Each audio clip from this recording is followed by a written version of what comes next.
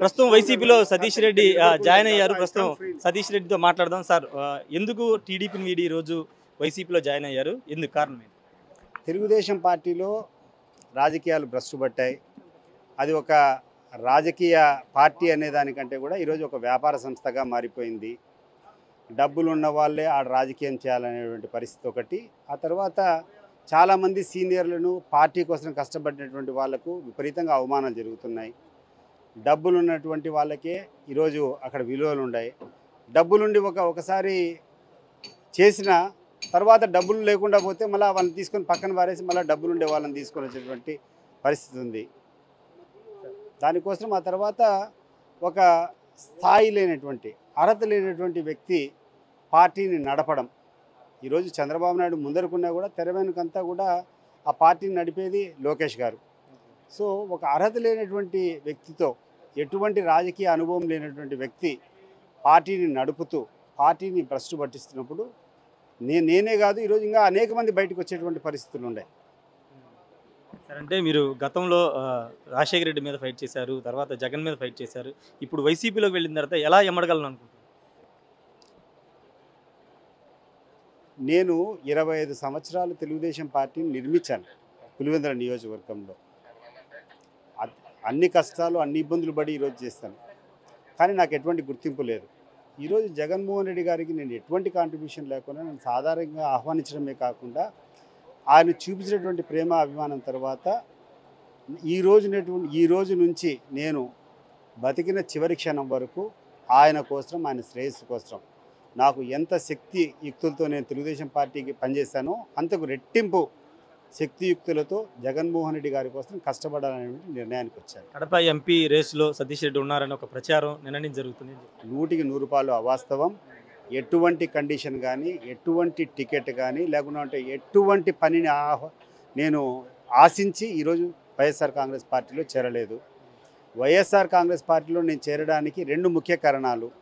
తెలుగుదేశం పార్టీలో నాకు జరిగినటువంటి అవమానం ఒకటైతే, రెండవది ఇవన్నీ ఏం పట్టించుకోకుండా నేను గతంలో నేను వైఎస్ఆర్ పార్టీకి ఎంత ఇబ్బంది పెట్టినా అవన్నీ కూడా మనసులో పెట్టుకోకుండా సాధారణంగా నా వల్ల ఎటువంటి లాభం జరుగుతుందో అది నాకు తెలియదు, కానీ సాధారణంగా నన్ను ఆహ్వానించి పార్టీలోకి రమ్మని చెప్పి జగన్మోహన్ రెడ్డి గారు పిలిచిన తర్వాత నేను వైఎస్ఆర్ కాంగ్రెస్ పార్టీలోకి రావాలని నిర్ణయం చేశాను. చంద్రబాబు కానీ లోకేష్ కానీ మీతో మాట్లాడడం జరిగిందా? మొన్న బీటెక్ రవి మీతో భేటీ అయ్యారు కదా, టీడీపీలో ఉండండి ఏమన్నా అని మాట్లాడడం జరిగిందా?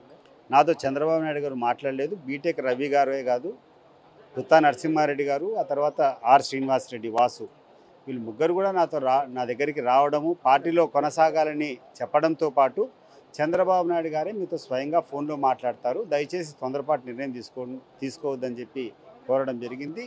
అయినా కూడా నేను ఒక నిర్ణయం తీసుకున్న తర్వాత, జగన్మోహన్ రెడ్డి గారు ఆహ్వానించిన తర్వాత ఈ రకమైనటువంటి ప్రయత్నం చేయడం అనేది ఇది కరెక్ట్ కూడా కాదు. ఎందుకంటే ఇది అవకాశవాద కింద వస్తుంది.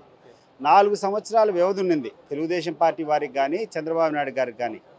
4 సంవత్సరాలు కాదని చెప్పి నాకు ఇక్కడ నాకు జగన్మోహన్ రెడ్డి గారు పిలిచిన తర్వాత, నా పార్టీలోకి రమ్మని ఆహ్వానించిన తర్వాత వాళ్ళు మాట్లాడాలని అనుకోవడం ఇది కరెక్ట్ కాదు. మీతో పాటు ఇంకెంతమంది వస్తున్నారు? రాయచోటు నుండి రమేష్ రెడ్డి కూడా మీతో టచ్లో ఉన్నారని ప్రచారం జరుగుతుంది. రమేష్ రెడ్డి నాకు అత్యంత దగ్గర బంధువు. తప్పకుండా ఆయన కూడా ఈరోజు తెలుగుదేశం పార్టీలో అవమానం జరిగింది. 4 సంవత్సరాలుగా అతనితో విపరీతంగా పని చేసుకున్న తర్వాత ఈరోజు ఒక కరివేపాకు మాదిరి తీసి పక్కన వేయడం జరిగింది. నీకు టికెట్ లేదని చెప్పి ఒక అర్హత లేనటువంటి వ్యక్తిని, లేకుండా ఉంటే ఏ రోజు కూడా తెలుగుదేశం పార్టీకి కష్టపడని వ్యక్తిని తీసుకొని వచ్చి టికెట్ ఇవ్వడం జరిగింది. సో వాళ్ళందరినీ కూడా భవిష్యత్తులో ముఖ్యమంత్రి గారు ఆదేశిస్తే వాళ్ళందరితో కూడా చర్చలు జరిపి మాట్లాడేదానికి ప్రయత్నం చేస్తాం. ఫైనల్గా మీకు అవినాష్ రెడ్డి కొన్ని విభేదాలు ఉన్నాయి అని బయట ఒక పెద్ద టాక్ ఉంది సార్, ఇప్పుడు ఎలా కలిసి ఉండిపోతుంది? అది అవినాష్ రెడ్డి గారిని అడగండి. నాకైతే 1% కూడా నాతో విభేదించాల్సినటువంటి విషయం, కానీ నేను మనస్ఫూర్తిగా నేను తెలుగుదేశం పార్టీలో ఉండేటప్పుడు కూడా అంతర్గతంగా మాకున్నటువంటి చర్చలు ఎప్పుడైనా జరిగినప్పుడు ఎవరైనా అవినాష్ రెడ్డి ఎట్లా ఉన్నప్పుడు జమ్ ఆఫ్ ఎ పర్సన్ అని ఇచ్చినటువంటి సర్టిఫికేట్ తెలుగుదేశం పార్టీ నాయకులను అందరినీ అడగండి. తెలుగుదేశం పార్టీలో నేను ఉండేటప్పుడు కూడా ఎప్పుడైనా చర్చ వచ్చి అవినాష్ రెడ్డి ఎటువంటి వాళ్ళు అనేటప్పుడు ఒక జమ్ ఆఫ్ ఏ పర్సన్ అనేటువంటి నేను గౌరవం ఉంది. ఈరోజు కూడా అదే ఉంది. నాకు ఆయనకు ఒక వెంట్రుకు వాసంతా కూడా ఎటువంటి అభిప్రాయం లేదు. బీటెక్ రవి పులివెందులో గెలుస్తాను జగన్మోహన్ రెడ్డి మీద అని చెప్తున్నారు. చూస్తాం ఎన్నికల్లో. ఎన్నికల్లో చూద్దాం, అవన్నీ వరకు కామెంట్ చేసి ఎన్నికలు చాలా దగ్గర ఉన్నాయి కదా. ఎన్నికల్లో థ్యాంక్ యూ సార్. మొత్తంగా అయితే ఒకటే చెప్తున్నారు, పులివెందులో గెలుపుకు సంబంధించి రాబోయే రోజులు చూద్దామని చెప్తున్నారు. రాయచోటి రమేష్ రెడ్డితో పాటు మరికొంతమంది వైసీపీలోకి వస్తారని చెప్తున్నారు. అవినాష్ రెడ్డితో విభేదాలు ఉన్న మాట వాస్తవమే, అయితే అవన్నీ కూడా కలుసుకుని వెళ్తామని కూడా సతీష్ రెడ్డి చెప్తున్నారు. ఖచ్చితంగా రాబోయే రోజుల్లో వైసీపీ కోసం పనిచేస్తారని సతీష్ రెడ్డి చెప్తున్నారు. మరిన్ని వీడియోస్ కోసం ఛానల్ ని సబ్స్క్రైబ్ చేయండి, లేటెస్ట్ అప్డేట్స్ కోసం వాట్సాప్ ఛానల్ ని ఫాలో చేయండి అండ్ లింక్ డిస్క్రిప్షన్ లో ఉంది.